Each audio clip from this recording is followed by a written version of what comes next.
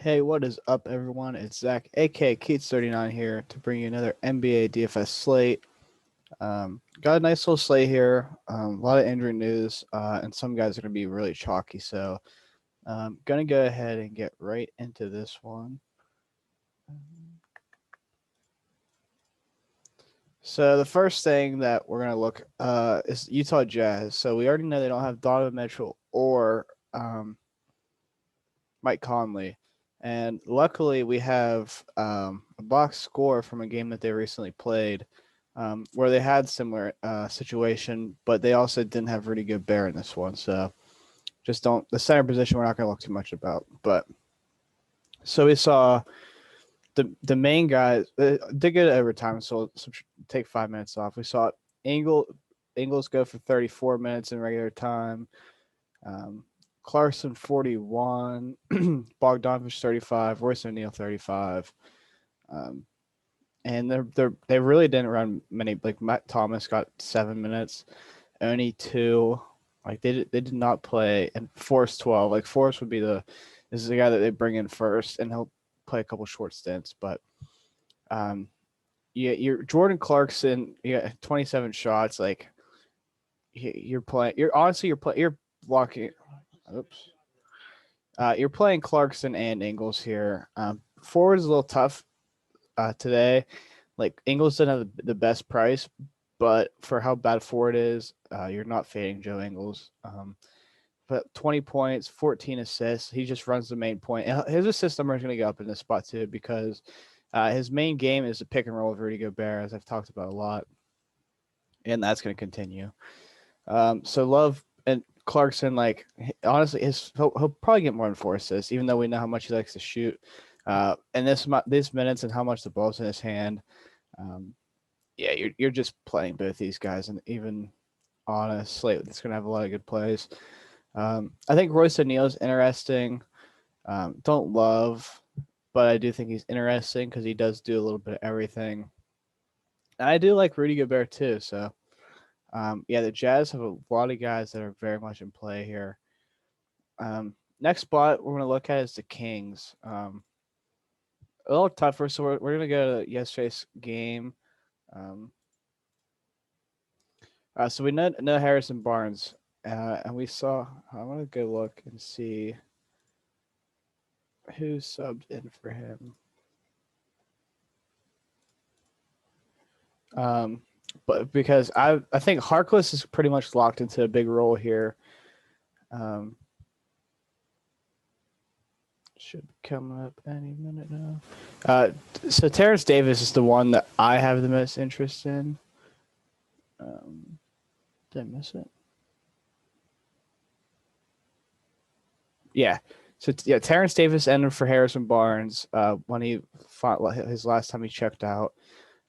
So I like he's probably going to be my favorite value play on the slate. We all know how he is he has good DFS upside. We also know that there's no Darren Fox still, so that's another big bump to him. Played 19 minutes, put up 8-2-1. Yeah, so he'll probably go to the third in line of shots would be my guess. Halliburton and Healer lead the team in shots. Depending on how the game goes, Holmes could get some shots up. I went over his minute limit. I didn't see that, but yeah, that's good news for him going forward. But yeah, I really like Halliburton, and I really like Terrence Davis here. I expect him to start, and they don't go too deep in their bench.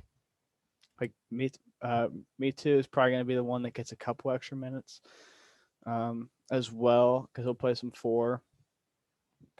But I fully expect them to go Harkless at the 4, Terrence Davis at the 2, Buddy Hield at the 3. And yeah, sign me up for that. And just more workload for Halliburton, honestly.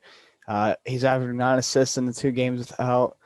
De'Aaron Fox put up 20 shots last game, 16 in this one. 36 minutes. Yeah, I just even at 7K, he's a good rebounder. Like he hasn't shown it in this recent ones. 5 is still solid, but like he can get up there and rebounds for a guard. So I have no issue paying for that 7K for him. The final spot I'm going to talk about is the Cleveland Cavaliers. Absolute mess right now. But we do know there's no Hartenstein still, and we know there's no Larry Nance still. So, gonna go ahead and get a show like what they've been doing, kind of. Dean Wade gets a big minute boost. They're still not gonna unload the minutes on Kevin Love, but he'll play some backup center. They signed Kabengele, if I said that right. He's Clipper. He's pretty solid on the Clippers, honestly. But I don't see him like being a big minute guy. But yeah, so I really like the Fro again. Kind of let me down last game. He got going at the end a little bit, but like yeah, like this spread rebound, like I don't expect that. Jared Allen is such a good rebounder. Yes, a lot of that probably had to do with them not starting. They started Birch. Yeah, it's just weird that he only put up 7 rebounds. Like I expect more than that going forward. No blocks, only 1 steal. I expect all that to go up in this one. I think Dean Wade's a very solid under what's the word I'm looking for?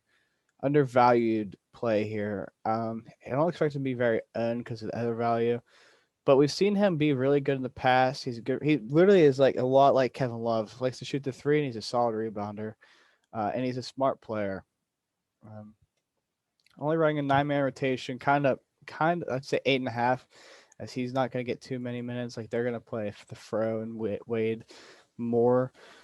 But yeah, like they're going to see the same exact rotation here.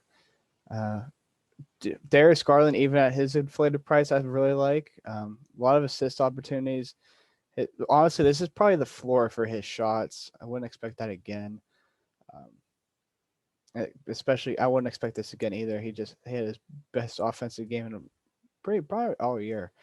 But yeah, I expect pretty much Garland and Osman to do all the ball handling and shots. Kevin Love will probably be, I just guess he's second in shots. And then Jared Allen's just going to do what he does, catch lobs, get offensive boards. So yeah, I just think they're also all very interesting in this spot.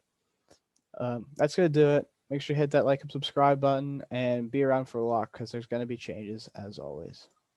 Later.